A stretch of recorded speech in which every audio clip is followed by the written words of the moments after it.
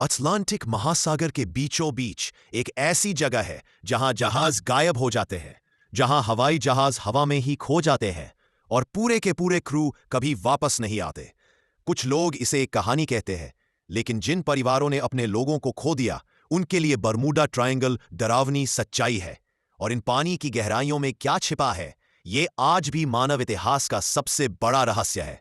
Bermuda triangle Florida, Bermuda और प्योर्तो रिको के बीच फैला है, एक ऐसा समुद्री त्रिकोण जो शांत दिखता है, मानो बिल्कुल सुरक्षित हो, लेकिन उस नीली सतह के नीचे दबी है डरावनी कहानियां, 100 से ज्यादा रहस्यमयी गायबियां।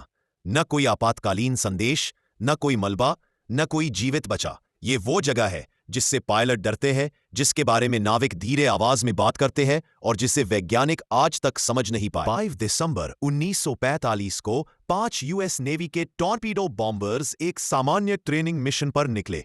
साफ आसमान, अनुभवी पायलट, कुछ भी असामान्य नहीं। लेकिन जैसे ही वे ट्रायंगल में दाखिल हुए, रेडियो पर घबराहट भरी आवाजें आने लगी। हमें जमीन दिखाई नहीं दे रही, सब कुछ अजीब लग रहा है, समुद्र वैसा नहीं दिख रहा जैसा दिखना चाहिए। सभी 5 विमान गायब हो गए। उन्हें खोजने भेजा गया रेस्क्यू प्लेन भी गायब हो गया। आज तक एक टुकड़ा भी नहीं मिला। चमकदार पानी और उसके नीचे एक ताकत जो चुपचाप इंतजार कर रही है, एक ऐसी जगह जहां मशीनें भी सांस लेना बंद कर देती है।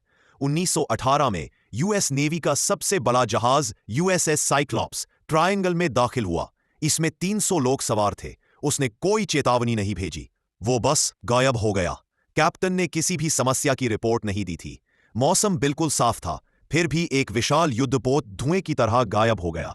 यूएस नेवी ने बाद में लिखा, केवल भगवान और समुद्र ही जानते हैं कि क्या हुआ। 1977 में पायलट इरविंग रिवेरा एक छोटा विमान लेकर मियामी की ओर उड़ रहे थे। आधे रास्ते में उन्होंने रेडियो किया, कुछ गड़बड़ है, आसमान अलग लग रहा है, मुझे क्षितिज नहीं दिख रहा।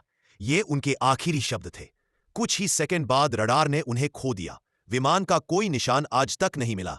बरमूडा ट्रायंगल के ऊपर का आसमान जाना जाता है अचानक आने वाले तूफानों के लिए, गायब होते क्षितिजों के लिए और कंपास के लिए जो बिना वजह पागलों की तरह घूमने लगता है। वैज्ञानिक इन गायबियों को समझाने की कोशिश कर चुके हैं। समुद्र की तह से उठते मीथेन गैस के विस्फोट, बहुत तेज समुद्री धाराएं, इमारतों से ऊंची बागी लहरें या चुंबकीय गड़बड़ी जो पायलटों को भ्रमित कर देती है। दूसरों का मानना है कि वजह इससे भी गहरी है, कुछ प्राचीन, एक ऐसी शक्ति जो इंसानों से बहुत पहले से इन पानी में मौजूद है। कई जहाज रोशनियों के साथ ट्रायंगल में घुसे हैं और बिना आवाज के गायब हो गए।